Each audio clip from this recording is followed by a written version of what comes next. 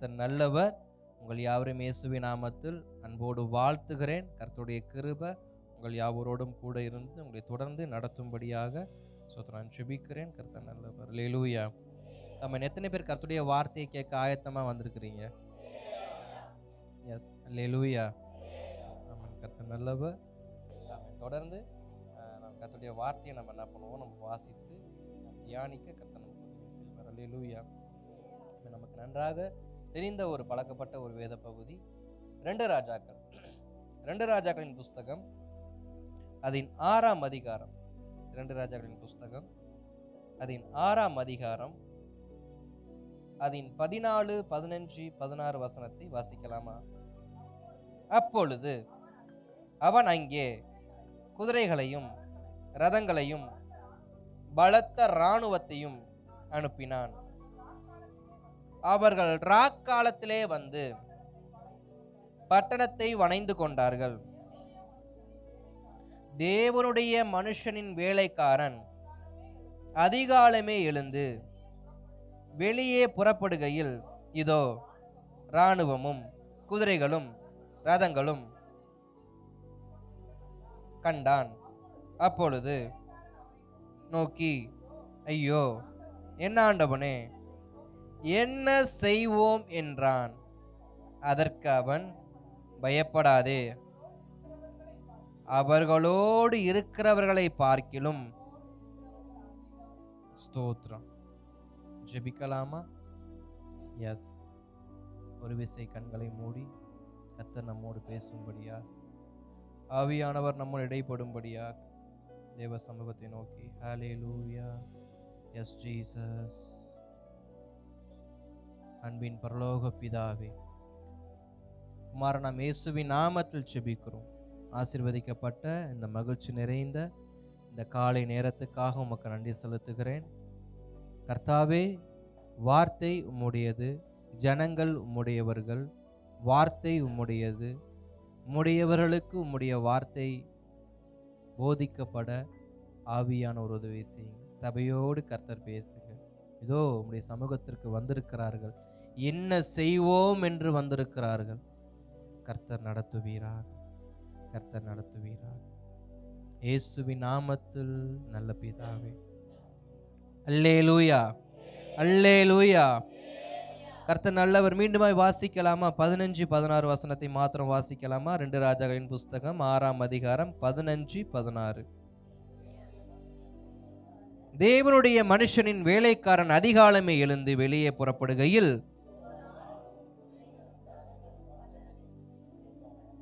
அப்பொழுது வேலைக்காரன் அவனை நோக்கி, ஐயோ என் ஆண்டவரே, என்ன செய்வோம் என்றான்.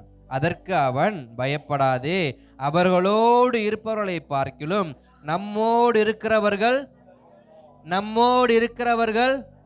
அவர்களோடு இருக்கிறவர்களை பார்க்கிலும், சொல்லுங்க, அவர்களோடு இருக்கிறவர்களை பார்க்கிலும் நம்மோடு இருக்கிறவர்கள் அதிகம் அதிகம் அதிகம். அல்லேலூயா. கர்த்தர் நல்லவர். இங்க ஒரு வேலைக்காரனுக்கும் ஒரு எஜமானும் ஒரு வேலைக்காரனும் தங்களுடையதான பாதையில் சென்று கொண்டிருக்கும் பொழுது அவர்களுக்கு விரோதமாய் செயல்பட்டதான சில தந்திரங்களை நம்ம இங்க என்ன பண்றோம், பார்க்கிறோம். இதுல விசேஷம் என்னன்னு சொன்னா, அந்த நபர் சாதாரண நபர் கிடையாது. அந்த எஜமான் ஒரு சாதாரண நபர் கிடையாது. அந்த எஜமான் யாருன்னா, சர்வத்தையும் படைத்த சர்வ வல்லவராகிய இயேசு கிறிஸ்துவை ஆராதிக்கிற ஒரு எஜமான். அல்லேலூயா. அந்த எஜமான் சாதாரண எஜமான் அல்ல. அவர் சர்வத்தையும் படைத்த சர்வ வல்லவராம் இயேசு கிறிஸ்துவை, கர்த்தராம் தேவனை, ஏகோவா தேவனை அவர் ஆராதிக்கிற ஒரு நல்ல தேவ மனுஷனாய் இருந்தபடியினால் அந்த தேவ மனுஷனுக்கு விரோதமாக செயல்படக்கூடிய சில தந்திரங்களை இங்க நம்ம பார்த்தோம். அந்த தேவ மனுஷனுடைய பேர் வேறு யாரும் இல்ல, அவர் பேர் தான் எலிசா. எலியாவுடையதான சீஷன் எனப்பட்ட எலிசாவை தான் இங்கு அநேகர் சுற்றி வளைந்து நிற்கிறாங்க. தேவனை ஆராதிக்கிற தேவ மனுஷனை சுற்றி வளைந்து நின்ற கூட்டத்திற்கு மத்தியில் நின்றவர் எலிசா. இந்த எலிசா சொல்ற ஒரு வார்த்தை, ஸ்தோத்திரம், அவரோடு இருப்பவர்களை பார்க்கிலும் நம்மோடு இருக்கிறவர்கள் வாசிங்களேன், 10வது வசனத்திலிருந்து கொஞ்சம் வாசிங்களேன். அப்பொழுது இஸ்ரவேலின் ராஜா தேவனுடைய மனுஷன் தன்னை எச்சரித்ததை குறித்து சொன்ன எச்சரிக்கையா இருந்து அநேக தரம் காத்து கொண்டான். இந்த காரியத்தின் நிமித்தம் சீரிய ராஜாவின் இருதயம் குழம்பி தன் ஊழியக்காரரை அழைத்து யார் என்று கேட்டான். அப்பொழுது அவன் ஊழியக்காரர் ஒருவன், அப்படியல்ல என் ஆண்டவராகிய ராஜாவே, நீருமுடைய பள்ளி அறையிலே பேசுகிற வார்த்தையும் இஸ்ரவேலில் இருக்கிற தீர்க்கதரிசியாகிய எலிசா இஸ்ரவேலின் ராஜாவுக்கு அறிவிப்பான் என்றான். அப்ப ஸ்தோத்திரம், ஒரு தேவன் தன்னை ஆராதிக்கிற ஒரு தேவ மனுஷனுக்கு அவர் கொடுக்கிற ஒரு மிகப்பெரியதான ஒரு பிளெஸிங், ஒரு ஆசீர்வாதம் என்னவென்றால் வருமுன் எச்சரிப்பை கொடுப்பார். இன்றைக்கு நம்ம தேச திட்டம் இருக்கிற வருமுன் அப்படி திட்டம் இருக்குல்ல, இருக்காது, சும்மா வார்த்தையில சொல்றதா? அது எனக்கு தெரியாது, அதனாலதான் கேட்கிறேன். சரி, இருக்கட்டும். அப்ப வருமுன் காப்போம். அப்ப இந்த எலிசா என்கிற தீர்க்கதரிசியை கொண்டு கர்த்தர் செய்கிற காரியம் என்னவென்றால், தன் தேசத்திற்கு விரோதமாய் வரக்கூடியதான அனைத்து அழிவையும் வருவதற்கு முன்பாகவே, அதாவது ஒரு ராணுவம் ஒரு தேசத்தை அழிக்கணும்னு நினைச்சிச்சுன்னா ஃபர்ஸ்ட் திட்டம் போடுவாங்க. ஃபர்ஸ்ட் என்ன பண்ணுவாங்க? திட்டம் போடுவாங்க. திட்டம் போட்டதுக்கு அப்புறமா அந்த திட்டத்துக்குள்ள யார் யார் வரணுங்கிறதான ஆட்களை சேகரிப்பாங்க. அதற்கப்புறம் என்ன பண்ணுவாங்க? அந்த ஆட்களை கொண்டு நீ இந்த பகுதி, நீ இந்த பகுதி, இந்த பகுதி, நீ இத்தனை ஆயிரம் பேரை கூட்டிட்டு போ, நீ இத்தனை ஆயிரம் பேரை கூட்டிட்டு போன்னு சொல்லி ஒரு தொகையை பிரிப்பாங்க. அதற்கப்புறமா அதுக்கு ஒரு நேரத்தை பார்த்து, அதுக்கு ஒரு காலத்தை பார்த்து, அப்புறமா இது இப்படி பல ப்ராசஸ் இருக்கு. இந்த ப்ராசஸ் நடக்கிறதுக்கு ஒரு லாங் டைம் ஆகும். ஒரு குறைஞ்சது ஒரு 2 ஒரு 3-4 மாசம் ஆகுது. ஏன்னா ஒரு தேசத்தையோ ஒரு பட்டணத்தையோ தனிநபரையோ உடனே கவிழ்த்து போட முடியாது. இப்படி பல டேர்ன் நடக்கும். இப்படி அவருடைய இருதயத்துல எண்ணங்கள் வரும்போதே கர்த்தர் என்ன பண்ணிடுவாராம்? வெளிப்படுத்திடுவார். என்ன வெளிப்படுத்துவாராம்? உனக்கு இப்படி ஒரு தீங்கை இவன் செய்ய நினைக்கிறான், உன்னை இந்த இடத்துல கொன்று போட அவன் நினைக்கிறான், உன்னை இந்த இடத்துக்கு வர வச்சு உன்னை அசிங்கப்படுத்தி அவமானப்படுத்தி உன் பெயரை நிர்மூலமாக்க அவன் நினைக்கிறான். இவன் உன்னைய கூட கூட கூட்டு போறது ரொம்ப பாசமா கூட்டு போவான், பாசமலரா கூட்டு போவான். ஆனா அவன் பாசமலரா கூட்டு போகல, அங்க உனக்கு ஒரு பெரிய ஒரு ஸ்தோத்திரம், ஒரு பயங்கரமான ஒரு வேதனைக்கு உட்படுத்தக்கூடிய காரியத்தை செய்ய போகிறான். அதனால அங்கு போகாத. ஏன்னா அவன் தன்னுடைய இருதயத்தில் தீமையான ஒன்றை நினைத்து விட்டு நம்மை கடந்து வருவதற்கு ஒரு நேரம் எடுக்கும். அந்த நேரத்துக்குள்ளே கர்த்தர் நம்மை எச்சரிக்கிறது தான் வரும் முன்னே வார்த்தையை கொடுத்து, இப்படி ஒருத்தன் உன்னை தேடி வருமா, இப்படிப்பட்ட வார்த்தையை சொல்லுமா, அவனுக்கு நீ மயங்காத. நான் புரிந்து கொள்ள வேண்டிய ஒரு சத்தியம் என்னவென்றால், ஒரு உண்மையான தேவ மனிதன் அவன் முதலாவது தேவனுடைய வார்த்தைக்கே முக்கியத்துவம் கொடுக்கிறவனா இருக்கணும். நான் யெகோவா தேவன் ஆராதிக்கிறவனா இருக்கிறேன் என்றால், நான் இயேசுவை ஆராதிக்கிறவன் என்றால், நான் இயேசுவை மெய்யான தெய்வம் என்று ஏற்றுக்கொண்டு, இயேசுவே உமக்கு மாத்திரம் நான் கீழ்ப்படிவேன் என்று தங்களை ஒப்பு கொடுத்த யாவரும் முதலாவது யாருடைய சத்தத்துக்கு கீழ்ப்படிய வேண்டும் என்றால், வேத வசனத்திற்கும் இயேசு கிறிஸ்துவினுடையதான நம்முடைய ஜெபத்தில் நம் இருதயத்தில் அவர் கொடுக்கிறதான வார்த்தைக்கும் முதலாவது நாம் கீழ்ப்படிய வேண்டும்.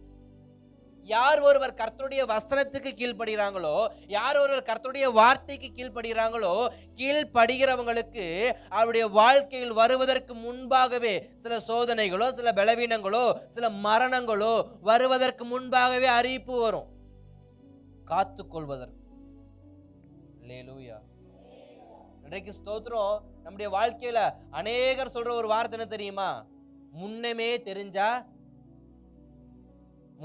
தெரிஞ்சிருந்தா காப்பாத்திருக்கலாம், அல்லது ஜாக்கிரதையா இருந்திருக்கலாம், இல்லைன்னா போகாமையாவது இருந்திருப்பேன். ஒரு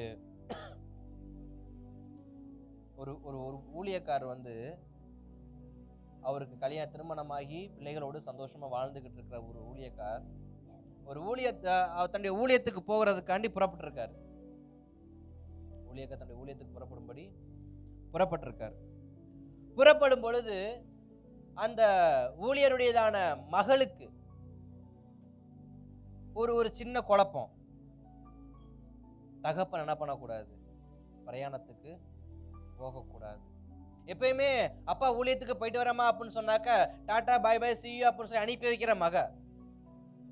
சின்ன பிள்ளையா இருந்தாலும் அப்பாவுக்கு டாடா சொல்லி அப்பா வழி அனுப்பி வைக்கக்கூடிய மக அந்த அன்னைக்கு பார்த்து ஒரே அடம், அப்பா நீங்க போகக்கூடாது, நீங்க போகக்கூடாது. அம்மா சொல்றாங்க, அப்பா ஊழியத்துக்கு தாம்மா போறாங்க, ஏசப்பா ஊழியம் செய்யதாமா போறாங்க, ஏமா தடுக்கிற, தப்புமா, அப்படி பண்ணக்கூடாதுமா அப்படின்னு சொல்லிட்டு அம்மா மிரட்டி வைக்கிறாங்க. ஆனாலும் மக அழுகிறா, அப்பா போகவே போகக்கூடாது, போகவே போகக்கூடாது. சரின்னு சொல்லிட்டு அந்த ஊழியக்காரன் தான் அப்படி இருக்காரு, அந்த தன்னுடையதான டிக்கெட் என்ன பண்ணிருக்காரு, போட்ட டிக்கெட்டை கேன்சல் பண்ணிட்டார். அவர் போட்ட பஸ் டிக்கெட்டை கேன்சல் பண்ணிட்டு, சரி மக அழுகிறாளே அவளை சமாதானப்படுத்திட்டு அடுத்த பஸ்ஸுக்கு என்ன பண்ணிக்கலாம் போய்க்கலான்னு இருந்திருக்காரு. அப்படியே மகளை கொஞ்சம் கொஞ்சமா சமாதானப்படுத்தி ஒரு வழியா மகளை தூங்க வச்சுட்டு அப்புறமா ஒரு புறப்பட்டு போயிருக்காரு. இதுல என்ன ஒரு விஷயம்னா, அவர் எந்த பஸ்ஸை ஃபர்ஸ்ட் புக் பண்ணாரோ அந்த பஸ் அப்படியே ஒரு பள்ளத்தாக்குலனா இருக்கு, கவிழ்ந்து விழுந்திருக்கு. அப்ப நம்முடைய வாழ்க்கையில சில பள்ளத்தாக்கு வரும், சில பள்ளத்தாக்கு வரும், என்னை கவிழ்த்து போடும்படியான சில பள்ளத்தாக்கு வரும்.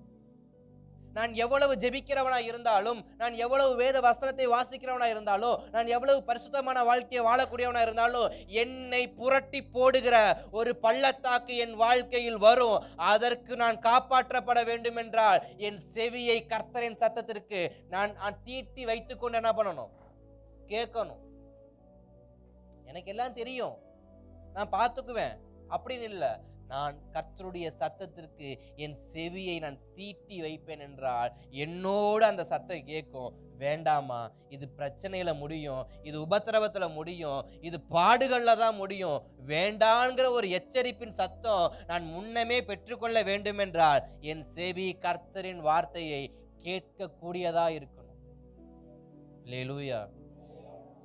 ஏன்னா அந்த சீரியா ராஜா சொல்றான், இல்லை என் கிட்ட இருக்கிற ஒருத்தன் உளவாளியா இருக்கிறான். அதுக்கு ராஜாவுடைய சேவகர்கள் சொல்றாங்க, தளபதிகள் சொல்றாங்க, நம்ம தேசத்துல துரோகி யாரும் கிடையாது, நமக்கு துரோகி யார் தெரியுமா, கடவுளே நமக்கு துரோகி என்ன பண்றாரு. ஒரு மனுஷனுக்கு ஒரு மனுஷன் துரோகியா இருக்கலாம், ஒரு தேவனே ஒரு மனுஷனுக்கு துரோகியா மாறினா அந்த மனுஷன் என்ன பண்ண முடியும்? ஏன்னா வேதம் சொல்லுகிறது, 2 பேர் பேசுகிறதை அவர் காது கேட்கிறது. கணவன் மனைவி பேசினாலும் சரி, யாரு பேசினாலும் சரி, அது யாருடைய காது கேட்டுக்கிட்டே இருக்கு, கர்த்தருடைய காது கேட்டுக்கிட்டே இருக்கு. இப்படிப்பட்ட ஒரு சர்வ வல்லமை உள்ள தேவனை ஆராதிக்கிற ஒரு பரிசுத்தமான ஒரு நீதிமானாகிய கர்த்தருடைய வார்த்தைக்கு கீழ்ப்படியக்கூடிய எலிசா என்கிற தேவ மனிதனை சுற்றி வளைந்து நிற்கிற ஒரு கூட்டம் நிற்கிறது. அந்த கூட்டத்திற்கு மத்தியில இவர் மாட்டிக்கொண்டு நிற்கிறார். இப்ப இவர் எங்க மாட்டிக்கிட்டு இருக்காரு? எதிரிகளுடையதான வசத்துல மாட்டிக்கிட்டு இருக்காரு. என் வாழ்க்கையில முதலாவது கர்த்தர் எனக்கு எச்சரிப்பை கொடுத்தார். என்ன எச்சரிப்பு கொடுத்தாரு? நீ வாழக்கூடிய தேசத்துல அழிக்கிறதுக்கு இப்படிப்பட்டவன் வரான், உன்னைய கொல்றதுக்கு இப்படிப்பட்டவன் வரான், உன் பிள்ளை வாழ்க்கை கெடுக்க இப்படிப்பட்டவன் ஒருத்தன் வருவான், இன்னைக்கு நண்பன்னு ஒருத்தன் பேசுவான், தம்பின்னு ஒருத்தன் பேசுவான், அண்ணன்னு ஒருத்தன் பேசுவான், நாளைக்கு அவனே உன் பிள்ளையுடைய வாழ்க்கைக்கு ஒரு பெரிய பாதாள குழியை வெட்டுறவனா மாறுவான்னு சொல்லி ஆரம்பத்திலே சில எச்சரிப்பு வந்திருக்கும். அதனால தேவன் முதலாவது தம்மை ஆராதிக்கிற ஒருவனுக்கு கொடுக்கிற காரியம் என்ன? எச்சரிப்பு. யாருடைய வாழ்க்கையா இருந்தாலும், நான் கர்த்தரை ஆராதிக்கிறவனா இருந்தால், உண்மையாய் ஆராதிக்கிறவனா இருந்தால், என் கணவரை குறித்த திட்டங்கள், என் பிள்ளைகளை குறித்த திட்டங்கள், என் மனைவியை குறித்த திட்டங்கள், எதிர்காலத்தில் சில திட்டங்களை முன்னமே கர்த்தர் எனக்கு என்ன பண்ணுவார்? வெளிப்படுத்தும். அல்லேலூயா. இது முதல் ரகசியம். இரண்டாவது ரகசியம், அப்படி நல்ல தேவ மனிதனை ஒருவர் சுற்றி கொண்டார்கள் என்றால் அவர்களுக்கு விரோதமாய் பாளையம் இறங்கினாலும், அவர்களை நிர்மூலமாக்க வேண்டும் என்ற ஒரு தீர்மானத்தோடே சிலர் செயல்பட்டாலும், அவர்கள் எழும்பும் முன்னே அவர்களை வளைந்து கொண்டு அவன் எழும்ப விடாதபடிக்கு அவனை அழித்து விட வேண்டும் என்று சிலர் நினைத்திருந்தாலும், இங்கு வேதம் அழகா ஒரு வார்த்தையை கற்றுக் கொடுக்குது, அங்க ஸ்தோத்திரம். அந்த அந்த அந்த வேலைக்காரன் கேட்கிறான், நான் என்ன செய்வேன்? அவன் கேட்கிற வார்த்தை என்ன? என்ன செய்வோம்? என்ன செய்ய போறேன் எங்களுக்கு தெரியலையே, நான் என்ன பண்ண போறேன் தெரியலையே, நான் விழிக்கும் முன்னே அவன் என்னை அடித்து விட்டானே, நான் எழும்புறதுக்குள்ள அவன் என்னை அமுக்கிட்டானே, கொஞ்சம் கொஞ்சம் வாய்ப்பு கிடைச்சிருந்தா, ஒரு 10 நிமிஷம் நேரம் கிடைச்சிருந்தா நான் ஓடி இருப்பேன், நான் தப்பிச்சிருப்பேன். ஆனா என்னைய கொஞ்ச நேரம் கூட எனக்கு கேப் விடாம என்னை அவன் அடிச்சு அடிச்சு என்னை கீழே நசுக்கிட்டு இருக்கானே, நான் என்ன செய்வேன்? நான் கர்த்தரை தானே ஆராதிக்கிறேன். நான் கொலை பண்ணேனா, நான் கொள்ளையடிச்சேனா, நான் திருடுனேனா, இல்ல நான் பாவ காரியம் செஞ்சேனா, இல்ல நான் மனுஷனுக்கு விரோதமா மனுஷனை போட்டு கொடுத்தேனா, நான் என்ன காரியம் செஞ்சேன்? நான் கர்த்தரை உண்மையா தானே ஆராதிக்கிறேன், நான் பரிசுத்தமான வாழ்க்கையா தானே வாழ்றேன். ஆனாலும் நான் என்ன செய்வேன் என்று தெரியாதபடிக்கு என் பாதைகள் ஏன் ஆண்டவர் அடைக்கப்படுகிறது? கேட்டிருக்கோமா? ஜெபம் பண்ணிருக்கோமா? நான் பரிசுத்தமா தானேப்பா வாழ்றேன், அப்புறம் ஏன் நான் எழும்பாதபடிக்கு என் பாதைகள் அடைக்கப்பட்டிருக்க? நான் என்ன செய்வேன்? நான் என்ன ஆண்டவரே செய்வேன்? இப்படிப்பட்ட சூழல் நான் சிக்கியிருக்கேன், என்ன செய்வேன்? எனக்கு ஏன் இந்த பலவீனம்? நான் எல்லாருக்காகவும் ஜெபித்தேன், அதற்காக எனக்கு இந்த பலவீனமா? இல்ல என் குடும்பம் நல்லா இருக்கும்னு நான் ஜெபம் பண்ணேன், அதற்காக இந்த பலவீனமா? இல்ல பார்க்கிறவன் ரட்சிக்கப்படணுமே, அவன் சுவிசேஷம் அறியாதவனாய் மரித்து விடக் கூடாது, இயேசு கிறிஸ்துவை அறிந்து கொள்ள வேண்டும் என்று சொல்லி நான் பாடுபட்டு அவனுக்காய் போய் சுவிசேஷம் சொன்னேனே, அதற்காக இந்த பாடா? என்ன ஆண்டவரே செய்வேன்? என்ன செய்வேன்?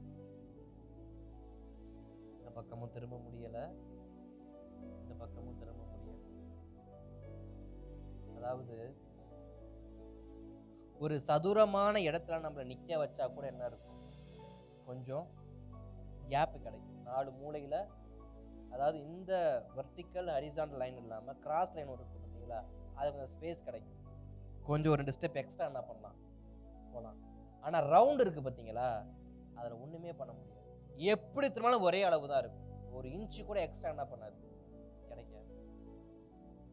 நம்முடைய வாழ்க்கை அப்படிப்பட்ட நிலைக்குள்ள சிக்கி கொண்டு இருக்கும் பொழுது நாம் கேட்கிற ஒரு கேள்வி என்ன? என்ன செய்வேன் ஆண்டவரே? ஆனா இந்த கேள்வி கேட்டவன் யார் தெரியுமா? இயேசுவை விசுவாசிக்கிறவன். இயேசுவை விசுவாசிக்கிறவன். இயேசுவை நான் விசுவாசிக்கிறேன், நான் ஆராதிக்கிறேன். ஆனா கேட்கிற கேள்வி என்ன? நான் என்ன செய்ய போறேன்னு எனக்கே தெரியும். இன்றைக்கு ஒரு வார்த்தையை நான் தெளிவா சொல்ல விரும்புறேன். ரட்சிக்கப்பட்டிருக்க நாம என்ன செய்ய போறோன்றது கேள்வி இல்லை, எனக்காக கர்த்தர் என்ன செய்ய போறாருன்னு தான் முக்கியம். ஆனா நாம கேட்கறது, நான் என்ன பண்ண போறேன்? நான் என்ன பண்ண போறேன்? என் பிள்ளைக்கு நான் என்ன பண்ண போறேன்? என் கணவருக்கு என்ன பண்ண போறேன்? என் வீட்டின் தேவைக்கு என்ன பண்ண போறேன்? நான் என்ன பண்ண போறேன்? நான் என்ன பண்ண போறேன்? நான் என்ன பண்ண போறேன்? நான் என்கிற சுயநலமான எண்ணம் இருக்கும் வரை எனக்காய் கர்த்தர் செயல்பட மாட்டார். ஆண்டவரே, நீர் என்ன செய்ய போகிறீர்? நான் சிக்கிக் கொண்டேன், நீர் என்ன செய்ய போகிறீர்? நான் சிக்கிக் கொண்டேன், நான் மாட்டிக்கொண்டேன், நான் விழி பிதுங்கினவனாய் நிற்கிறேன், நீர் எனக்கா என்ன செய்ய போறீங்கப்பா? காத்திருக்கிறேன். சாத்ராக் மேஷாக் ஆபேத்நேகோ சொன்ன ஒரு நல்ல வார்த்தையை நான் மறுபடியும் ஞாபகப்படுத்துறேன். விடுவித்தாலும் விடுவியாமல் போனாலும் அவரை அன்றி, அவரை அன்றி, அவர் நாமத்தை அன்றி, அவருக்கு முன்பாக முழங்கால் போடுவதை அன்றி, அவருக்கு முன்பாக கையெடுப்பதை அன்றி வேற எந்த மனுஷனுக்கு, எந்த விக்கிரகத்துக்கு, எந்த சிலைக்கோ என் கை, என் கால், என் வாய் நிக்காதுன்னு சொல்லி நீ போட்டா போட்டுக்கியான்னு சொல்லிட்டு எங்க போனாங்க? அக்கினி சுவாலைக்கு போனாங்க. அப்ப தேவனை ஆராதிக்கிறவர்களுக்கு ஒரு ஆழமான விசுவாசம் வேண்டும். என்ன செய்வேன் என்ற கேள்வி அல்ல, என்ன செய்ய போகிறார் என்ற விசுவாசம். எனக்காக என்ன செய்ய போறீங்கப்பா? எதிர்பார்ப்பு வேணுங்க தேவ சமூகத்துல. ஒரு தகப்பன் தன் பிள்ளைக்கு ஒரு பொருளை வாங்கி தரேன்னு வாக்கு கொடுக்கிறார். ஒரு சின்ன பொருள் வாங்கி தரேன்னு வாக்கு கொடுக்கிறார். அது ஒரு பாலா இருக்கலாம், ஒரு பேட்டா இருக்கலாம், எனிவன் வாங்கி தரேன்னு வாக்கு கொடுக்கிறார். ஆனா அந்த பையன் என்ன பண்றாப்புல, வெயிட் பண்ண முடியல. அப்பா ஊருக்கு போனவர் வரதுக்கு ஒரு 3 நாள் ஆகும்னு சொல்லிட்டாரு. வரும்பொழுது உனக்கு இந்த பொருளை நான் என்ன பண்றேன், வாங்கிட்டு வரேன்னு சொல்லிட்டாரு. வாங்கிட்டு வரேன்னு சொல்லவும் அந்த தகப்பன் புறப்பட்டு, இந்த பையனுக்கு காத்திருக்க முடியல. காத்திருக்க முடியாம ஸ்தோத்திரம் எப்படி இருக்கும் எப்படி இருக்கும் எப்படி இருக்கும் அப்படிங்கிற எண்ணம் போயிட்டு, எங்க அப்பா எனக்காக ஒன்னு என்ன பண்ணுவாரு, வாங்கிட்டு வருவான்ற எண்ணம் போய் எங்க அப்பா வர்றதுக்குள்ள நான் என்ன பண்றேன், நான் ஒன்ன உருவாக்குறேன். அப்படி உருவாக்குறதா பேப்பர் பால். நான்லாம் ஸ்கூல்ல விளையாண்டுருக்கேன். பேப்பர் நல்லா உருட்டி அது மேலே செலோ டேப்பை சுற்றி எக்ஸாம் பேடை கையில் வச்சுட்டு கிரிக்கெட் விளையாடுவோம். பேட்டு வாங்க காசு இருக்காது, பால் வாங்க காசு, டெம்பரவரிக்காக. அப்போ பேப்பர் நல்லா பந்தாட்ட சுருட்டி இல்லை தென்னை கீத்தை வெட்டி அதில் ஒரு பேட்டு செஞ்சு இப்படி ஏதாவது என்ன பண்ணுவோம். அப்போ நாம் என்ன நினைக்கிறோம், அந்த விசுவாசத்தோடு காத்திருப்பதை விட நான் என்னால் என்ன செய்ய முடியும். ஒரு பாட்டு அழகா எனக்கு பிடிச்ச பாட்டு, என்னால் ஒன்றும் கூடாது, உம்மாலே எல்லாம் கூடும். ஆனா நம்ம நினைக்கிற விஷயம், சிக்கிட்டோனாக்க நான் என்ன செய்ய போறேன், நான் என்ன செய்ய போறேன். அதான் சிம்சோன் அழகா ஒரு வார்த்தை சொன்னாரு, இதுக்கப்புறம் என்னால எதுவும் செய்ய முடியாது, என்னை ஒரு விசை பலப்படுத்தினால் நான் எல்லாவற்றையும் செய்ய எனக்கு பலன் உண்டு. அதான் வேதம் சொல்கிறது, என்னை பலப்படுத்துகிற கிறிஸ்துவினாலே எல்லாவற்றையும் செய்ய எனக்கு பலன் உண்டு என்று அப்போஸ்தலனாகிய பவுல் ஒரு வார்த்தையை எழுதி வைத்தாரே. எதற்காக? அவரை கொண்டு அவரால் செய்ய முடியாது, ஆனால் கிறிஸ்துவின் பலத்தை கொண்டு என்னால் எல்லாம் செய்ய முடியும் என்பதை அவங்க ஞாபகப்படுத்தாரு. சரி இருக்கட்டும். அப்ப நம்ம சொல்ற விஷயம் என்ன, நான் என்ன செய்ய போறேன். வேலைக்காரன் கேட்கிற கேள்வி, நான் என்ன பண்ண போறேன், நான் என்ன பண்ணணும். அதற்கு அந்த மனிதர் ஒரு அழகான பதில் சொல்றாரு. வாசிங்கனே 16-17. அதற்கு அவன், பயப்படாதே, அவர்களோடு இருக்கிறவர்களை பார்க்கிலும் நம்மோடு இருக்கிறவர்கள் அதிகம் என்றான். அப்பொழுது எலிசா விண்ணப்பம் பண்ணி, கர்த்தாவே, இவன் பார்க்கும்படி இவன் கண்களை திறந்தருளும் என்றான். யார் பார்க்கும்படி? இவன் பார்க்கும்படி. யார் பார்க்கும்படி? விசுவாசம் அற்றவர்களாக நம்மோடு சில அவிசுவாசமான வார்த்தையை பேசுறவங்க இருக்காங்க பாத்தீங்களா? இருக்காங்களா இல்லையா? அதெல்லாம் நடக்காது, அதெல்லாம் மாறாது, அதெல்லாம் உருப்படாது. அப்படிப்பட்டவங்களுக்கு கண்கள் திறக்கும்படி யார் ஜெபிக்கணுமா? தேவனை அறிந்த அந்த விசுவாசி ஜெபிக்கணும். இயேசுவை ஏற்றுக்கொண்டவன் ஜெபிக்க வேண்டிய ஜெபம் எது தெரியுமா? ஆண்டவரே, அவனை ரட்சிங்கன்னு இல்ல, அவன் கண்கள் திறக்கப்பட வேண்டும் அப்பா. இங்கு ஒரு பெரிய அற்புதம் நடக்க போகுது, ஆனா பார்க்க அவனுடைய கண்கள் என்ன பண்ணல, திறக்கப்படல. இங்க ஒரு அதிசயம் நடக்க போகுது, ஆனா பார்க்க அவன் கண்கள் என்ன பண்ணல, திறக்கப்படல. அவன் சொல்ற விஷயம் என்ன, நான் என்ன செய்ய போறேன், நான் என்ன செய்ய போறேன். அப்ப அந்த தேவ மனிதன் சொல்றாரு, அவனோடு இருக்கிறவர்களை பார்க்கிலும் நம்மோடு இருக்கிறவர்கள் அதிகம்னு சொல்றாரு. ஆனா அவருக்கு அந்த விசுவாசம் வரல. அவன் இருக்கிறான், லட்சக்கணக்கான பேர் என்ன பண்றான், நிக்கிறான். நம்ம 2 பேர் தான் கிளம்பி வந்தோம். யாருக்கு விசுவாசம் இருக்கு? இந்த வேலைக்காரனுக்கு. இந்த வேலைக்காரனுக்கு ஒரே ஒரு விசுவாசம் என்ன, காலையில நான் புறப்பட்டேன், என் எஜமான் புறப்பட்டாரு, 2 கழுதைங்க கூட புறப்பட்டுச்சு. நாங்க 2 பேரு 200 பேரை கூட என்ன பண்ண முடியாது, சமாளிக்க முடியாது. இங்க லட்சக்கணக்கான பேர் இருக்கிறான், இவனை எப்படி நான் சமாளிக்கிறது? நம்ம அநேக நேரத்துல நம்முடைய புலம்பல் எங்க தெரியுமா ஆரம்பிக்குது? என் குறைவை குறித்தே என் புலம்பல் ஆரம்பிக்குது. என் குறைவை குறித்தே என் புலம்பல் என்ன பண்ணுது? இவ்வளவுதான் இருக்கு, அது எப்படி நடக்கும்? இவ்வளவுதான் இருக்கு, அது எப்படி நடக்கும்? அந்த குறைவை கண்டு புலம்பி புலம்பி விசுவாசத்தை இழந்துடுறோம். குறைவு இருக்கதான் செய்யும். குறைவில்லாத மனுஷன் மனுஷனே கிடையாது. ஆவிக்குரிய வாழ்க்கையில குறை இருக்கும், பரிசுத்த வாழ்க்கையில குறை இருக்கும், அபிஷேகத்துல குறை இருக்கும், வேத வசனத்துல குறை இருக்கும், வாசிக்கிறதுல குறை, எல்லாமே குறை இருக்கும். சும்மா உட்கார்றா, வயலில் போட்டுறாது. ரெக்கார்டிங் கட்டாச்சு போட்டு அப்புறம் அல்லேலூயா ஆமென் ஸ்தோத்திரம். இதுல விட்டேன் குறை இருக்கத்தான் செய்யும். இந்த இவன மாதிரி தான் குறை இருக்கத்தான் செய்யும். அட்ஜஸ்ட் பண்ணி என்ன பிரசங்கம் பண்ணி தான் ஆகணும். நான் கண்டிஷனா இருக்கணும்னாக்க வரமாட்டாங்க. குறை இருக்கத்தான் செய்யும். அது என்ன கண்டிக்காம இருக்க முடியாது, திட்டிதான் ஆகணும்.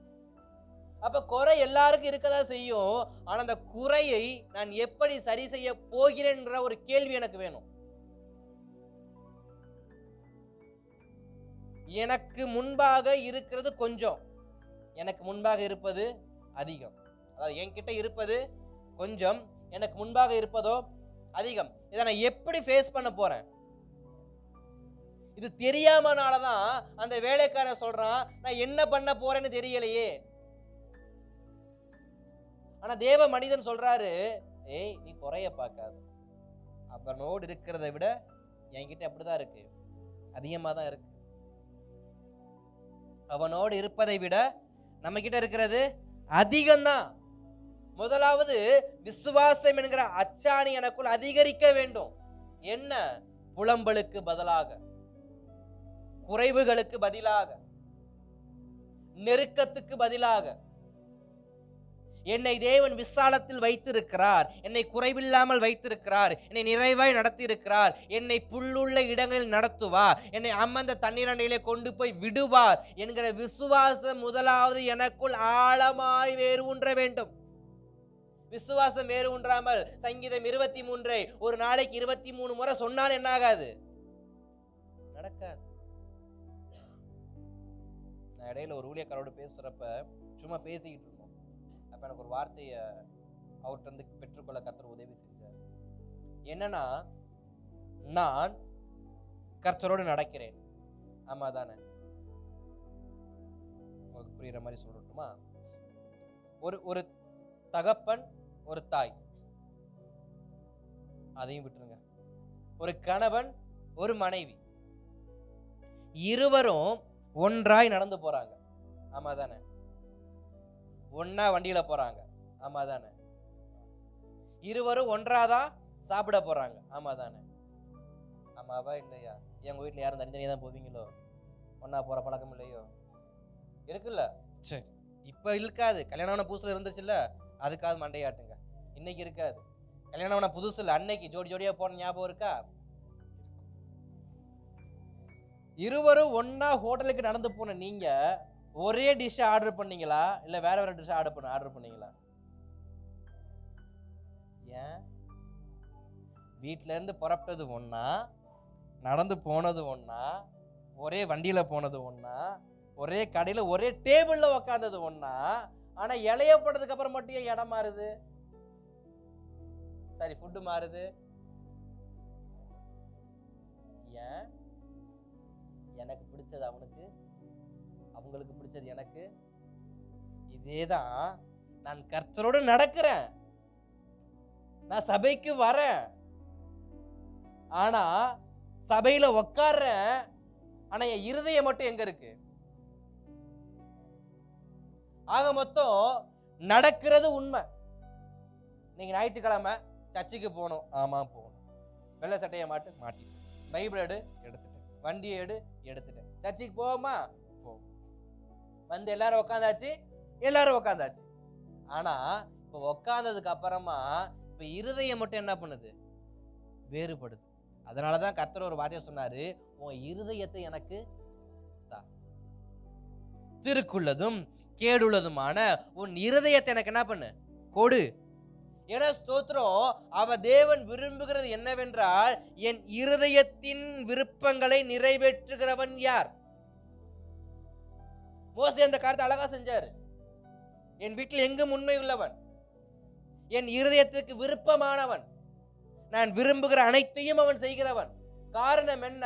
மோசே இஸ்ரவேலோடு நடந்தாலும், மோசே கூடாரம் அமைத்தாலும், மோசே பனிமுட்டுகளை கொண்டு வர சொல்லி கட்டளைகள் கொடுத்திருந்தாலும், மோசேயின் இருதயம் யாரோடே தொடர்ந்து பிரயாணித்துக் கொண்டிருந்தது? கர்த்தரோடு. இந்த பிரயாணத்துல எலிசாவும் இருக்காரு, அவருடையதான வேலையாளும் இருக்கிறான். இந்த இருவருக்குள்ளும் ஒரு குழப்பம் இருக்கிறது. என்னன்னா, இந்த வேலையால் நினைக்கிறது என்ன? என் எஜமான் என்னோடு இருக்கிறார். இவன் யாரை விசுவாசிக்கிறான்? மனுஷனை நம்புறான், மனுஷனை விசுவாசிக்கிறான், மனுஷனால மட்டும்தான் எல்லாம் கூட நினைக்கிறான். யாரு? வேலைக்காரன். ஆனா இந்த எஜமான் இருக்கிறார்ல, அவர் யாரை விசுவாசிக்கிறார்னா தன்னோடு வந்த வேலையால இல்ல. அவன் விசுவாசிக்கிறது யாரன்னா, அவர் 3 வேளை ஆராதிக்கிற, அவர் ஜெபிக்கிற, அவர் எந்த நாமத்தை தொழுது கொள்கிறாரோ அந்த நாமத்தை உடைய இயேசு கிறிஸ்துவை அவர் தன் சொந்த இரட்சகராக பிடித்துக்கொண்டு அவர் இயேசுவை நம்பி நடக்கிறார். என் வாழ்க்கையில் நான் மனுஷனை நம்பி நடப்பதற்கும் இயேசுவை நம்பி நடப்பதற்கும் நிறைய வித்தியாசம் இருக்கிறது. நான் மனுஷனை நம்பி நடப்பேன்னு சொன்னா அந்த மனுஷன் என்கிட்ட என்ன சொல்லுவான்? எனக்கு இந்த மனுஷனை நம்பி வந்தேன், இவனும் கைவிட்டுட்டான், இதுக்கப்புறம் என்ன செய்யறது எனக்கு? ஏன்னா ஒரு மனுஷனுடைய கெப்பாசிட்டி எவ்வளோ? அதிகபட்சம் அவ்வளவுதான். அவன் நெருக்கம் எவ்வளவு? கொஞ்சம் தான். ஆனா கர்த்தருடையதான அளவு அப்படி கிடையாது. இயேசு கிறிஸ்துடைய அளவு அப்படி கிடையாது. வானமும் பூமியும் ஒளிந்து போனாலும் அவர் வார்த்தையை ஒரு நாள் என்ன பண்ண மாட்டார்? மறைக்கவும் மாட்டார், மறக்கவும் மாட்டார். ஆனா மனிதன் எப்படி கிடையாது. அவன் தன் வாயினால் சொன்ன வார்த்தையை அவனுக்கு நஷ்டம் என்று தெரிந்தால் உடனே அதை மாற்றி விடுவான். பச்சைவந்தியை விட மோசமான. அதனால மனுஷனை நம்பி நடப்பதை விட கர்த்தரை நம்பி நடக்கிறது ரொம்ப ரொம்ப உத்தமம். அல்லேலூயா. இப்ப இவன் மனுஷனை நம்பி நடந்ததுனாலதான் புலம்புறான். இப்ப நம்ம ஏன் அடிக்கடி புலம்புறோம்? என்ன செய்ய போறோம்னு தெரியலையா ஆண்டவரேன்னு? ஏன் இஎம்ஐ வந்தா புலம்புறோம்? ஏன் ஒரு தேவை வந்தா புலம்புறோம்? ஏன் ஸ்கூல் ஃபீஸ் வந்தா புலம்புறோம்? ஏன் மாசம் பிறந்தா புலம்புறோம்? ஏன்னா நம்ம மனுஷனை நம்பி நடக்கிறோம். ஏன்? நான் வேலைக்கு போனா எனக்கு சம்பளம் தருவான், நான் வேலைக்கு போனா அவனுக்கு சம்பளம் தருவான், அந்த சம்பளத்தை வச்சு எல்லாத்தையும் சரிப்படுத்த முடியும். அதுக்கு நான் வேலைக்கு 30 நாள் கரெக்டாக போகணுமே. 20 நாள் டெங்கு வந்து படுத்துற என்ன பண்றது தெரியுமா? மாசம் பிறக்கிறப்போ 1ஆம் தேதி நல்லா இருந்தேன், 10ஆம் தேதி நல்லா இருந்தேன், 11ஆம் தேதி எனக்கு டெங்கு வரும். எனக்கு தெரியுமா? தெரியாது தானே. சரி, உங்க ஓனர் டெங்கு வரும்னு தெரியுமா? அப்ப நான் மனுஷனை நம்பி நடக்கும் பொழுது, என்னுடைய வாழ்க்கை குறுக்கப்படும் பொழுது, அதாவது நெருக்கப்படும் பொழுது நான் என்ன செய்வேன்? நான் என்ன செய்வேனே தெரியலையே. இந்த வார்த்தை தான் வருது. ஏன்? நான் மனுஷனை நம்புறேன், அவன் தருவான் நம்புறேன், அவன் என் கூட நிப்பான் நான் நம்புறேன், அவன் கடைசி வரைக்கும் தோல் கொடுப்பான் நான் நம்புறேன். இல்ல, கிறிஸ்தவ வாழ்க்கையில நான் அடிக்கடி சொல்ற ஒரு வார்த்தை தான், ஊழியக்காரனை கூட நம்பாதீங்கன்னு தான் நான் சொல்றேன். என்ன நடந்தாலும் என் ஊழியக்காரன் என்ன பண்ணுவாரு? நம்பாதன்னு நான் சொல்றேன். கர்த்தரை மட்டும் நம்புங்க, அவரை முன்னிலை வைங்க. அதுக்கப்புறம் கர்த்தரால் உங்களுக்கு நியமிக்கப்பட்ட ஊழியக்காரரை வைங்க, தாய் தகப்பனை வைங்க, நல்ல ஆலோசனை கொடுக்கிற மனுஷனை முன்னாடி வைங்க. புத்திய பின்னாடி வச்சு புத்தி சொல்லக்கூடிய எவனும் என்ன பண்ணாதீங்க, கூட வச்சுக்காது. வச்சுக்கிட்டு உங்க வாழ்க்கை எப்படி தெரியுமா இருக்கும்? அந்தரத்தில் ஊசலாடி கொண்டே இருக்கும். அதுக்கு என்ன அர்த்தம் தெரியுமா? அதுக்கு முடிவே கிடையாது. இந்த பக்கமும் இன்னும் தொலையாது, இந்த பக்கமும் இன்னும் தொலையாது, கடைசி வரைக்கும் ஆடிக்கிட்டே இருக்கும். ஏன்? என் செவியை நான் கர்த்தருக்கு கொடுக்காம கண்ட கண்ட பயல்களுக்கு கொடுத்ததுனால என் வாழ்க்கை இன்னைக்கு என்ன ஆகுது? என்ன செய்ய போறேனோ தெரியல. படுத்தா என்ன செய்ய போறேன், எழுந்திரிச்சா என்ன செய்ய போறேன், வேலைக்கு போய் என்ன செய்ய போறேன், வீட்டுக்கு வந்து என்ன செய்ய போறேன், தின்னு என்ன செய்ய போறேன், தூங்கி என்ன செய்ய போறேன், இத்தனை கேள்வி ஏன் வருது? என் செவி கர்த்தருக்கு கொடுக்காததுனால. இந்த செவியை நான் கர்த்தருக்கு கொடுத்தா ஏன் இவ்வளவு பிரச்சனை வரப்போகுது? வேலைக்காரன் கேட்கறாங்க, என்ன நடக்க போதோ தெரியலையே. ஏன்னா அவன் காது கர்த்தருக்கு போகல. அந்த எலிசா சொல்ற வார்த்தை, அவர்களோடு இருக்கிறவர்களை பார்க்கிறோம் நம்மோடு இருக்கிறவர்கள் அதிகம் அதிகம், அதனால நீ எதுக்கும் பயப்படாத அப்படின்னு சொன்னது மாத்திரமல்ல, அடுத்து ஒரு ஜெபத்தை முன்வைக்கிறார். என்ன ஜெபம்? கண்களை திறந்தருளும். இன்னைக்கு ஒரு ஜெபத்தை தேவசமத்தை நம்ம செய்ய போறோம். எல்லாரும் கண்களை மூடி உங்க வலக்கரத்தை மாத்திரம் தேவசமத்தை உயர்த்தி, வலக்கரத்தை உயர்த்தி, எல்லோரும் சின்ன பிள்ளைங்க பேர் எல்லோரும் வலக்கரத்தை உயர்த்தி, இடது கையை இருதயத்துக்கு நேராக வைத்து ஸ்தோத்திரம் ஆண்டவரே என் மனக்கண்களை திறந்தருளும் ஐயா. சொல்லுங்க, ஆண்டவரே என் மனக்கண்ணை திறந்தருளும் ஐயா. அவர்களோடு இருக்கிறவர்களை பார்க்கிலும் என்னோடு இருப்பவர் பெரியவர் என்று உணர்ந்து கொள்ள, உலகத்தில் இருப்பவரை பார்க்கிலும் உனக்குள் இருப்பவர் பெரியவர் என்பதை உணர்ந்து கொள்ள என் மனக்கண்களை திறந்தருளும் ஐயா. என் மனக்கண்களை திறந்தருளும் ஐயா. ஒவ்வொரு முறையும் நான் என்ன செய்ய வேண்டும் நான் அழுது அழுது அழுது விடை தெரியாமல் போன நாட்களை விட ஆண்டவரே, நீர் எனக்கு உதவி செய்யும்படியாக என் மனக்கண்களை திறந்தருளும் ஐயா. மனுஷனை நம்புவதை பார்க்கிலும் கர்த்தர் பேரில் பற்றுதலாய் இருப்பதே நலம் என்று சொன்னீரே. என் மனக்கண்ணை திறந்தருளும் ஐயா. என் மனக்கண்ணை திறந்தருளும் ஐயா. இதோ இந்த நேரத்தில் கேளுங்க, தேவ சமூகத்தில் ஆண்டவரே, என் கண்கள் திறக்கப்படட்டும். ஆனால் நன்மை தீமை அறிந்து கொள்ள என் கண்கள் திறக்கப்படட்டும். நல்லது கெட்டதை அறிந்து கொள்ள என் கண்கள் திறக்கப்படட்டும். என்னை சுற்றி நெருக்குகிறவர்கள் மத்தியில் என்னோடு இருப்பவர் பெரியவர் என்பதை உணர்ந்து கொள்ள என் கண்களை திறந்தருளும் ஐயா. கேளுங்க, தேவ சமூகத்துல சில பலவீனமான சூழ்நிலையை புரிஞ்சு கொள்ள என் கண்களை திறந்துருங்கப்பா. சில எதிர்காலத்தில் வரக்கூடியதான பலவீனத்தை உணர்ந்து கொள்ள என் கண்களை திறந்துருங்கப்பா. என் குடும்பத்துல வரக்கூடிய ஆண்டவரே போராட்டங்களை ஆண்டு தெரிந்து கொள்ள என் கண்களை திறந்துருங்கப்பா. ஆண்டு எனக்கு முன்பாக சொல்லப்படுகிற வார்த்தையினுடையதான ஆழத்தின் ரகசியத்தை புரிந்து கொள்ள என் கண்களை திறந்துருங்கப்பா.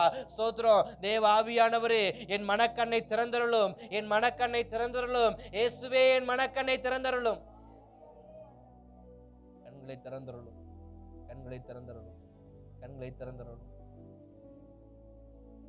எஸ், அநேகருடைய சொப்பன கண்கள் திறக்கப்படட்டும். அநேகருக்கு சொப்பன காணத்தக்க கண்கள் திறக்கப்படட்டும்பா. அநேகருக்கு தரிசன காணத்தக்க கண்கள் திறக்கப்படட்டும்பா. அநேகருடைய வாழ்க்கையில கர்த்தர் செய்ய போகிற அதிசயத்தை காணும்படி கண்கள் திறக்கப்படட்டும்பா. கேளுங்க, என் மனக்கண்கள் திறக்கப்படட்டும் ஆண்டவரே.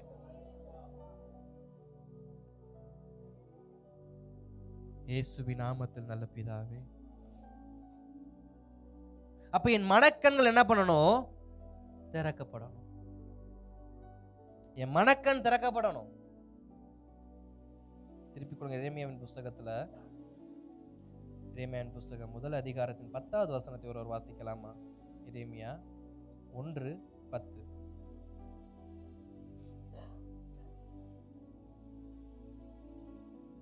9:10 வாசிங்க. கர்த்தர் தமது கரத்தை நீட்டி என் வாயை தொட்டு, இதோ என் வார்த்தைகளை உன் வாயிலே வைக்கிறேன், பார். பிடுங்கவும் இடிக்கவும் அழிக்கவும் கவிழ்க்கவும் கட்டவும் நாட்டவும் உன்னை நான் இன்றைய தினம் ஜாதிகளின் மேல் ராஜ்யங்கள் மேலும் ஏற்படுத்தினேன் என்று ஸ்தோத்திரம். இந்த 10வது வசனத்தின் முதல் வார்த்தை என்ன போட்டிருக்கு பாருங்க. அத பைபிள் இருக்கா? அதுல என்ன வார்த்தை போடப்பட்டிருக்கு? முதல் வார்த்தையா? பார். முதலாவது, நான் பார்க்கும்படி என் கண்கள் என்ன பண்ணணும்? திறக்கணும். நான் குருடனாய் அல்ல, என் தெய்வம் எனக்கு செய்ய போகிற ரட்சிப்பின் சந்தோஷத்தை அறியாத குருடனாய் அல்ல, என் தெய்வம் எனக்கு செய்ய போகிறதான அதிசயத்தை பார்க்காத குருடனாய் அல்ல, எனக்கு தெய்வம் செய்யக்கூடியதான அந்த அற்புத சுகத்தை பார்க்காத குருடனாய் அல்ல, பார்க்கக்கூடியவனாய் மாறணும்.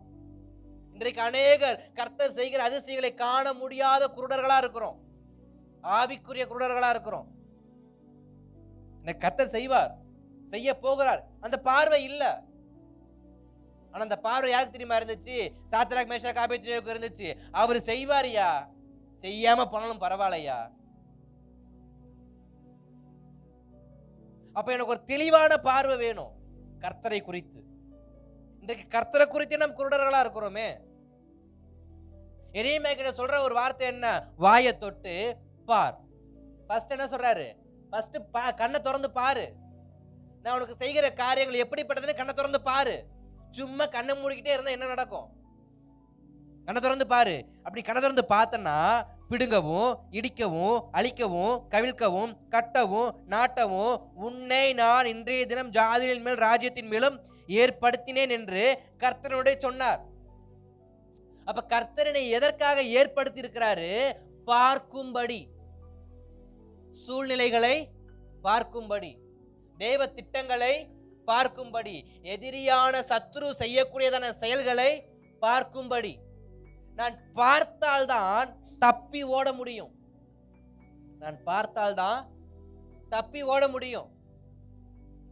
ஒரு ஊட்டியில ஒரு காடு இருக்கு, முதுமலை காடுன்னு ஒரு காடு இருக்கு. புலிகள் சரணாலயம்னு சொல்லுவாங்க. எனக்கு ரொம்ப நாள் அதுக்குள்ள போக ஆசை, போக வாய்ப்பு கிடைக்கல. ஆனா சொல்ற ஒரு வார்த்தை என்ன, அந்த பாதையில போன நிறைய புலி இருக்கும், நிறைய விலங்குகளை பார்க்கலாம், யானையை பார்க்கலாம், வாய்ப்பு கிடைச்சாக்க சிங்கம் கூட வரும்னு சொல்றாங்க. ஆனா உண்மையா பொய்யான்னு தெரியல. ஆனா புலி இருக்கு.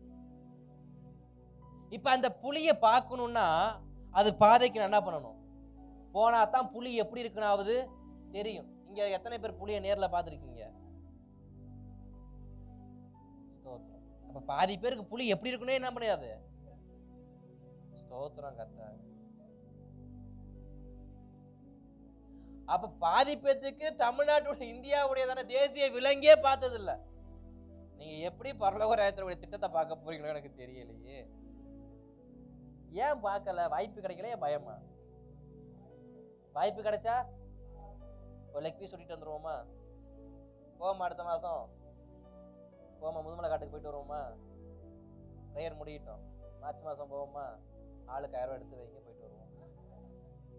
நான் வாக்கு கொடுத்துட்டேன், கொடுத்தீங்கன்னா அடுத்த மார்ச் மாசம் நான் கூட்டு போறேன் முதுமலை காட்டுக்கு. சரி, கர்த்தர் நல்லவர். அப்ப பார்க்கணும், பயங்கரமான காரியத்தையும் பார்க்கணும், நடுக்கமான காரியத்தையும் பார்க்கணும். ஆனா நமக்கு பார்க்கறதுக்கு முன்னாடி கண்ணை என்ன பண்ணிடுறோம்? மூடிடுறோம். வேண்டாம், இதெல்லாம் பயங்கரமானது, பார்க்க கூடாது, இதெல்லாம் பார்க்க கூடாது. அதே எசேக்கியேலை பார்த்து சொன்னாரு, உனக்கு கண்ணுக்கு என்ன தெரியுதுன்னு கேட்டார். எசேக்கியேல் சொன்னாரு, எலும்பு நிறைந்த பள்ளத்தாக்கு தெரியுது ஆண்டவரே. பார்த்தாரா? பார்க்க போய் தானே பலவீனம் தெரியுது நமக்கு. நம்மை குறித்து நாம் பார்த்தாதான் நம்முடைய பலவீனம் நமக்கு தெரியும். என் பிள்ளைகளை குறித்த பார்வை எனக்கு இருந்தாதான் என் பிள்ளையின் பலவீனம் தெரியும். என் குடும்பத்தை குறித்த பார்வை இருந்தாதான் என் குடும்பத்தின் பலவீனம் தெரியும். நான் எதையும் பார்க்க மாட்டேன், ஸ்தோத்திரம், ஆனா எல்லாமே நல்லா இருக்கணும்னா எப்படி தெரியும் நன்மை தீமை என்னன்னு? எசேக்கியேலை கூப்பிட்டு கேட்கிறாரு, எசேக்கியேல் உன் கண்ணுக்கு என்ன தெரியுது? ஆண்டவரே, உலர்ந்து போன எலும்புகள். எலும்பு எப்ப உலர்ந்து போகும்? எப்படி உலர்ந்து போய் கிடக்கும்? அது 5 கால சொல்லி அதை என்ன பண்ணணும்? கடக்கணும். காற்றை பார்க்கணும், மழையை பார்க்கணும், வெயிலை பார்க்கணும், பனியை பார்க்கணும். அப்புறம் வேற என்ன இருக்கு? 5 பூதங்கள்ல ஒரு பூதம் காணுமே, மழை. நீங்கெல்லாம் பஞ்சபூதம் படிச்சீங்கன்னானே தெரியலையே. ஸ்தோத்திரம், கர்த்தர் நல்லவர். அப்ப இது எல்லாத்தையும் அது என்ன பண்ணுது? பார்த்து சில வருஷங்களா கடக்குது உலர்ந்து போய். அப்ப எசேக்கியேலை கூப்பிட்டு கேட்கிறாரு, எசேக்கியாவை என்ன தெரியுது?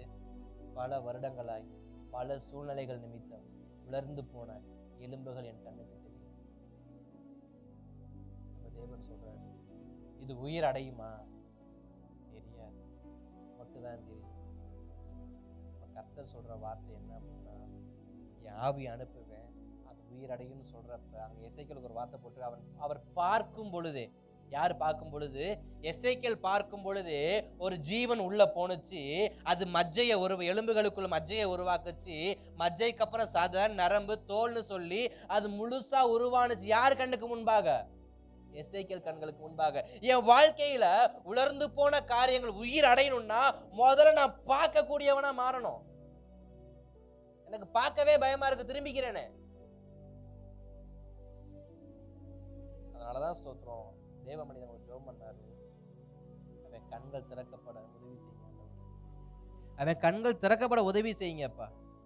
அவன் கண்கள் திறந்தா போதும், அவன் கண்கள் திறந்தா போதுன்னு ஜெபம் பண்றாரு. இன்றைக்கு நாம ஸ்தோத்திரம் வேற எதுவும் ஜெபம் பண்ண வேண்டாம், அவன் கண்ணை திறங்கப்பா. குடும்பத்துல பலவீனமானவங்க இருப்பாங்க, போதைக்கு அடிமைத்தனப்பட்டு பலவீனமானவங்க இருப்பாங்க, இச்சைக்கு பலவீனமானவங்க இருப்பாங்க, ஆசைகளுக்கு அடிமைப்பட்ட பலவீனர்கள் இருப்பாங்க.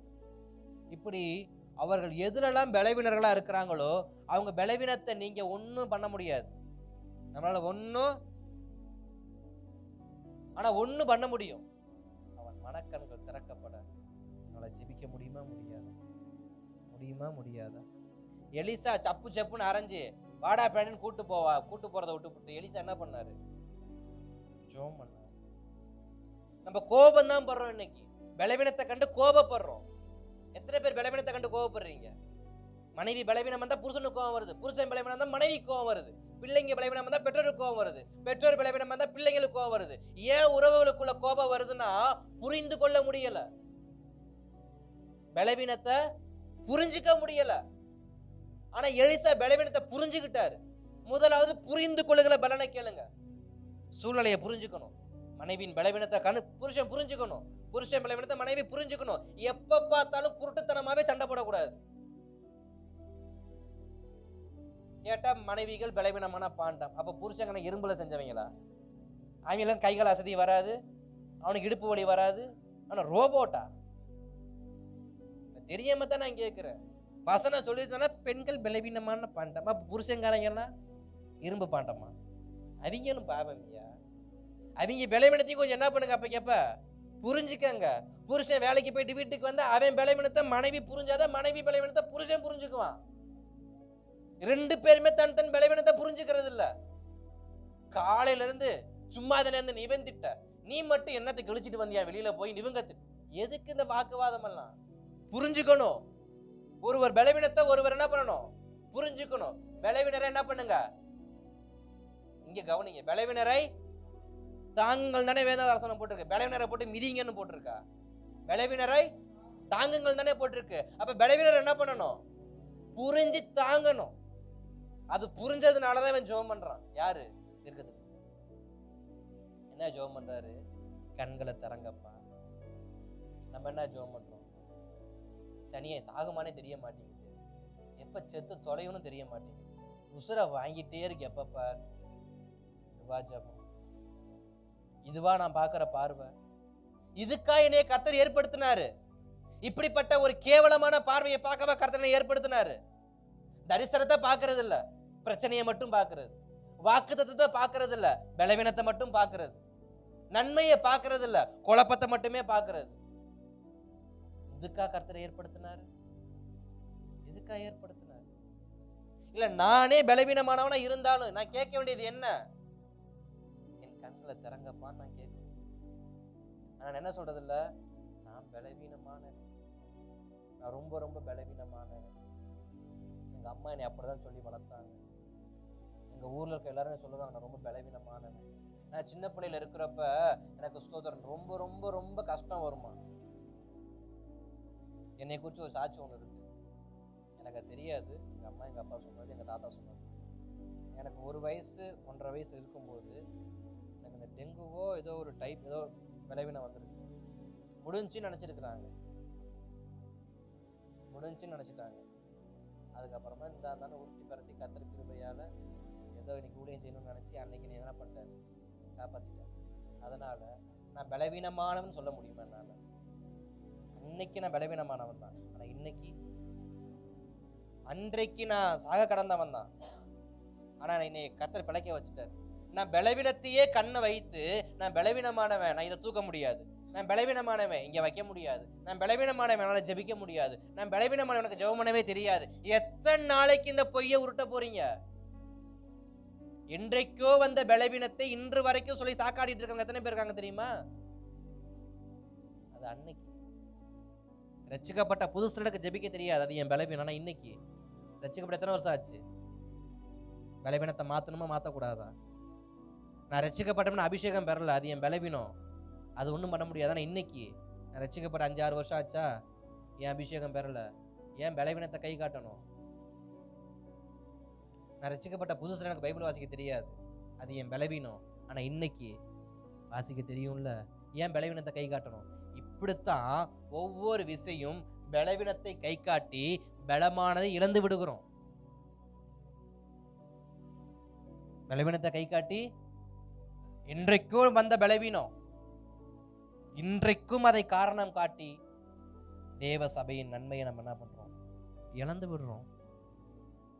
அதனாலதான் ஜெபம் பண்ணார், அவன் கண்ணை திறங்க ஆண்டவரே, என் கூடத்தான் சுத்துறான், என் கூடத்தான் வரான், என் கூடத்தான் சாப்பிட்றான், ஆனா பயந்து சாகுறான், அவன் கண்களை திறந்துடணும்.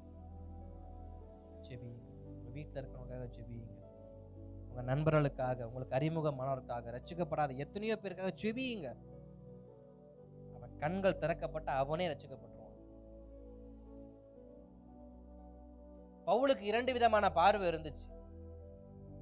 பவுலுக்கு 2 விதமான பார்வை. 2 பார்வைக்கும் இடையில் ஒரே ஒரு கேப் மட்டும்தான் விழுந்துச்சு. 2 பார்வைக்கு நடுவுல ஒரே ஒரு கேப். என்ன கேப்னா மீன் செதில்ங்கிற ஒரு சின்ன கேப். அதற்கு முன்பாக அவன் பார்த்த பார்வை எப்படிப்பட்ட பார்வையை பார்த்தான்? அவன் கொல்லணும், அழிக்கணும், அவன் வாழக்கூடாது, அவன் ஆராதிக்க கூடாது, அவன் நிம்மதியா வாழக்கூடாது. யாருடைய பார்வை? சவுலுடைய பார்வை. அவருடைய பார்வை என்ன? எப்படிப்பட்ட பார்வை? அவன் வாழவே கூடாது, அவன் செத்து சுடுகாட்டுக்கு தான் போகணும். இதை விட கொடூரம் என்ன தெரியுமா? அவனை அடிச்சு இழுத்து என் குதிரையுடைய உடம்புல கட்டி என் குதிரை போகிற வேகத்துக்கு அவனை நான் தர தர தர தர தரத்தன என்ன பண்ணணும்? இப்படிப்பட்ட கொடூரமான பார்வை யாருக்கு இருக்கு? சவுலுக்கு. இவ்வளவு கொடூரமான பார்வை. ஆராதிக்கிற கூட்டத்தை பார்த்தா கொல்லணும், நான் போய் பத்திரத்துல முத்திரையிட்டு அவரு என்ன பண்றாரு? வாங்கிட்டு லெட்டர் வாங்கிட்டு போயிட்டு பர்மிஷன் வாங்கிட்டு நான் போய் காலி பண்றேன். அவருடைய பார்வை எப்படிப்பட்டதா இருக்கு? கொடூரமான பார்வை. இன்றைக்கு எத்தனை பேர் கொடூரமான பார்வை இருக்கு? அப்படியே பார்வையிலே கந்தரகோலம் ஆக்கிடுவாங்க.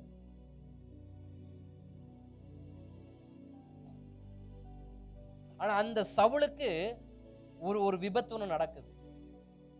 அவன் கண்கள் 3 நாட்கள் குருடாக்கப்படுகிறது. அவன் கண்கள் 3 நாட்கள் குருடாக்கப்படுகிறது. குருடாக்கப்பட்டு அவன் கண் திறக்கப்படுது.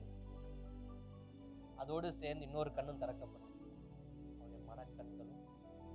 ஏன்னா பார்வை ஒண்ணுதான். புத்தி மாறுறதுக்கு எது மாறணும்? பார்வை இல்லை, மனக்கண் தான். சவுலுடையதான எண்ணம் மாற காரணம் தெரியுமா? சவுலுடையதான கொடூரம் மாற காரணம் தெரியுமா? சவுலுடைய இழிவான பார்வை மாற என்ன தெரியுமா காரணம்? அவருடைய மனக்கண் திறக்கப்பட்டதனால. அன்னைக்கு அனனியா போய் ஜோமன சொல்லி ஆண்டவர் சொன்னாரு. அனனியா என்ன சொன்னாரு? இவெல்லாம் ரட்சிக்கப்பட்டு என்ன ஆண்டவரை சாதிக்க போறான், இவன் தேவையில்லை ஆண்டவர் சொன்ன அனனியாவை பார்த்து ஆண்டவர் சொன்ன விஷயம் என்ன தெரியுமா? அவன் ரட்சிக்கப்படுறான், ரட்சிக்கப்படல, எனக்காக நீ என்ன பண்ண, போய் அதை செய். நாமெல்லாம் அனனியா தான். நாமெல்லாம் யாரு? அனனியாக்கள். சவுலை பார்த்து ஜெபிக்க வேண்டிய அனனியாக்கள். சவுலுக்கு நான் ஜெபிக்க மாட்டேன் என்ன பண்றோம்? யோனாவாகியனா நினிவேக்கு போய் தீர்க்கதரிசனம் சொல்லணும். ஆனா யோனாவாகியனா என்ன பண்றது? நினிவேக்கு ஜெபிக்கிறவன் ஜெபிக்காவிட்டால் ரட்சிக்கப்படுகிறவன் எப்படி ரட்சிக்கப்படுவான்? அதனாலதான் வேதம் சொல்றாங்க, ஒருவனை தேடினே ஒருவனையும் காணோம். அனனியா போய் என்ன பண்றாரு? ஜெபம் பண்றாரு. அனனியா ஜெபம் பண்றாரு. மீன் செதிலை போல ஒரு செதில் அவர் கண்ணிலிருந்து எடுத்து போடப்படுது. அவன் உடனே ஞானஸ்நானம், அவன் உடனே சபைக்கு போனான். அவன் உடனே இயேசுவை குறித்து பிரசங்கிக்க ஆரம்பித்தான். இந்த மனக்கண் திறக்கப்பட யாரு காரணம்? அனனியா போய் ஜெபம் பண்ணதனால்.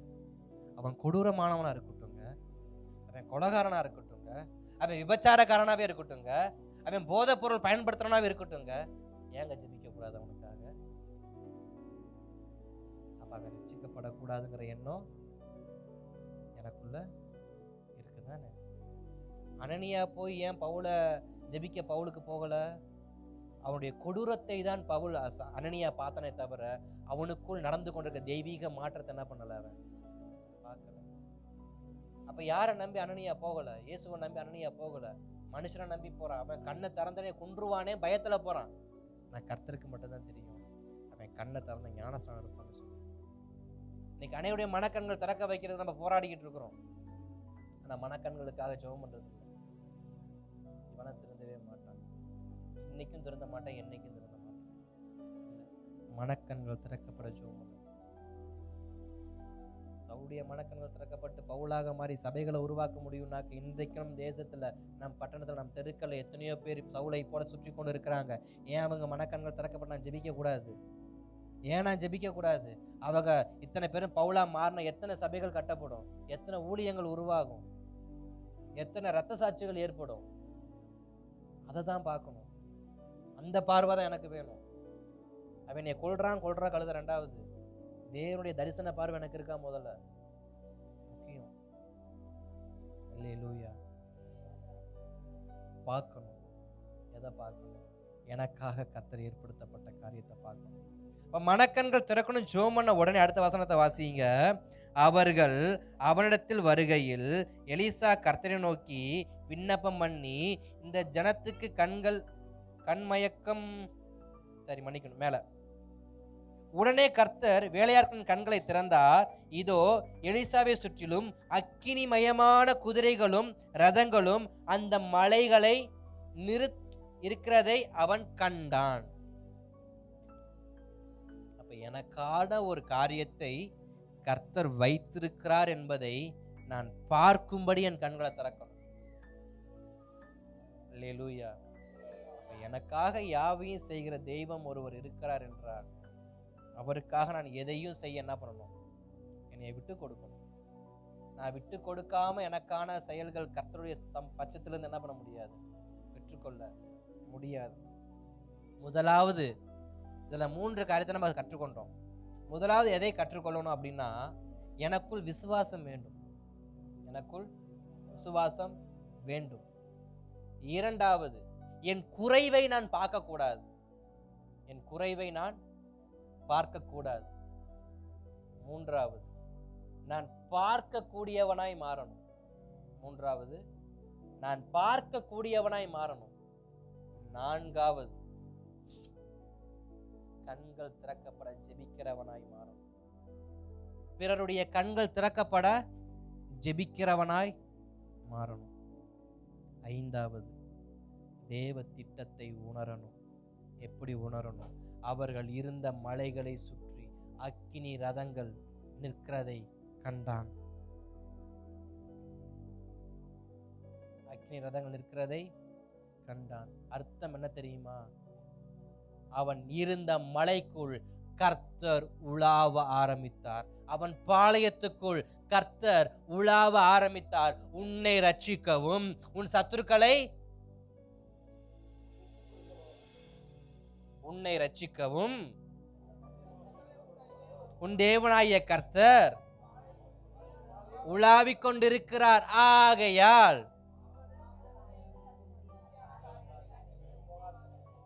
உன் பாளையம் முழுவதும் சுத்தமா இருக்க கடவுது. அப்ப ஸ்தோத்திரம். எலிசா செய்யற வேலை என்ன தெரியுமா? தன் வேலைக்காரனுக்கு அவனை சுத்திகரிக்க ஆரம்பித்தார். அவன் பார்வையை சுத்திகரித்தார், அவன் இருதயத்தை சுத்திகரித்தார், அவன் நினைவுகளை சுத்திகரித்தார், அவன் இருந்த இடத்தை சுத்திகரித்தார். பின்பு அவன் சத்துருக்களை அவர்கள் கரத்தில் ஒப்பு கொடுத்தார். நான் சுத்திகரிக்கப்பட்டவனாய் மாறுவேன் என்றால் என் பார்வையிலும் என் செவிகளிலும் என் வார்த்தையிலும் என் இருதயத்திலும் நான் சுத்திகரிக்கப்பட்டவனாய் கர்த்தர் எனக்காக யாவையும் செய்து முடிப்பார் என்ற ஆணித்தனமான விசுவாசம் நான் புறப்படுவேன் என்றால் எனக்கானதை நிறைவேற்றி கொடுக்க அவர் போதுமானவராக இருக்கிறார். எனக்கு குறித்ததை எனக்கே நிறைவேற்ற என் தேவன் எப்படிப்பட்டவராக இருக்கிறார்? போதுமானவராகவும் நல்லவராகவும் இரட்சகராகவும் இருக்கிறார். அல்லேலூயா. ஸ்தோத்திரம். நாம் கற்றுக்கொண்டதை அப்படியே விட்டுவிடாதபடிக்கு தொடர்ந்து என் வாழ்க்கையில் என் கண்கள் திறக்கப்பட, மற்றவருடைய கண்கள் திறக்கப்பட, நான் ஒரு புதிய மனுஷனாய் மாற வேண்டும் என்று சொல்லி தேவ சமூகத்தில் ஜெபிக்கலாமா? அப்படியே முழங்கால் படியிட்டு, முடிந்தவர்கள் முழங்கால் படியிட்டு, இல்லை என்றால் யாவரும் எழும்பி நின்று முழங்கால் போட வேண்டாம். எல்லாருக்கும் யாவரும் எழும்பி நின்று தேவ சமூகத்தில் கொஞ்ச நேரம், ஆண்டவரே என் கண்களை திறந்தருளும் ஐயா. என் கண்களை நான் புலம்பலை பார்க்கக்கூடிய பார்வை அல்ல, புலம்பலை மாற்றக்கூடிய பார்வை எனக்கு வேணும்ப்பா. அன்று அழுகையின் பள்ளத்தாக்கின் பார்வை அல்ல, அதை நீரூற்றாய் மாற்றிக்கொள்கிற பார்வை எனக்கு வேண்டும்ப்பா. அன்று கோலியாத்தை கண்டு பயந்து உட்காருகிற பார்வை அல்ல, கோலியாத்தை மேற்கொள்ளுகிற பார்வை, அவனுடைய பலவீனத்தை பார்க்கிற பார்வை எனக்கு தாங்கப்பா. எதிராளியின் பலவீனத்தை பார்க்கக்கூடிய பார்வை எனக்கு தாங்கப்பா. ஜெபிங்க, சும்மா இருக்காதீங்க, ஜெபிங்க. ஆண்டவரே என் கண்களை திறந்துருளுங்கப்பா. என் எதிரியின் பலவீனத்தை உணர்கிற பார்வை உடையவனா என்னைய மாத்துங்கப்பா. எதிரியின் பலவீனத்தை பார்க்கக்கூடியவனா என்னை மாற்றுங்கப்பா. S Jesus. என்னை சுற்றி 1000 பேர் பாளையம் இறங்கினாலும் அவர்களை சுற்றி என்னை காட்கிற தேவ திட்டத்தை பார்க்க எனக்கு உதவி செய்யுங்கப்பா. என் குடும்பத்தில் ஆண்டவரே அற்புதம் நடக்கலை, என் குடும்பத்தில் நன்மை நடக்கலை, என் குடும்பத்தில் மகிழ்ச்சியான காரியம் நடக்கலை, நான் என்ன செய்வேன்னு சொல்வதை விட நான் தேவ சமூகத்துக்கு விண்ணப்பம் பண்றவனா என்னைய மாத்துங்கப்பா. என்னை ஜெபிக்கிறவனா மாத்துங்கப்பா. என் குடும்பத்துக்காக ஜெபிக்கிறவனா என்னைய மாத்துங்கப்பா. நான் இருதயம் ஒருமனப்பட்டவனாய் மாற எனக்கு உதவி செய்யுங்கப்பா. என் இருதயம் ஒருமனப்பட்டதாய் மாற கர்த்தர் உதவி செய்யுங்கப்பா. ஆவியானவரே, நான் என்ன செய்ய போறேன்னு இல்ல, எனக்காக கர்த்தர் என்ன செய்ய போறார் என்ற பார்வை எனக்கு வேணும். என்ன செய்ய போறேனோ என்ன செய்ய போறேனோ என்ன செய்ய போறேனோன்னு இல்ல, கர்த்தர் எனக்காக யாவையும் செய்வார். கர்த்தர் எனக்காக யாவையும் செய்வார். என் குடும்பத்துக்கு ஒரு காரியத்தை செய்வாரு, என் பிள்ளைக்கு ஒரு காரியத்தை செய்வாரு, என் புருஷனுக்கு ஒரு காரியத்தை செய்வாரு. நான் என் குடும்பத்தை நன்மையால நிரப்புவாரு. எஸ் ஆண்டவரே, எங்களை ஒப்பு கொடுக்குறோம்ப்பா. எங்களை ஒப்பு கொடுக்குறோம். எங்களை ஒப்பு கொடுக்குறோம். எங்களை ஒப்பு கொடுக்குறோம். தொடர்ந்து நடத்துங்க, நடத்துங்க, நடத்துங்க. பார்வைகள் மாறட்டும், பலவீனங்கள் மாறட்டும், பலவீனமான பார்வைகள் மாறட்டும். எதிரியின் பலவீனத்தை உணர்கிற பார்வை உண்டாகட்டும்.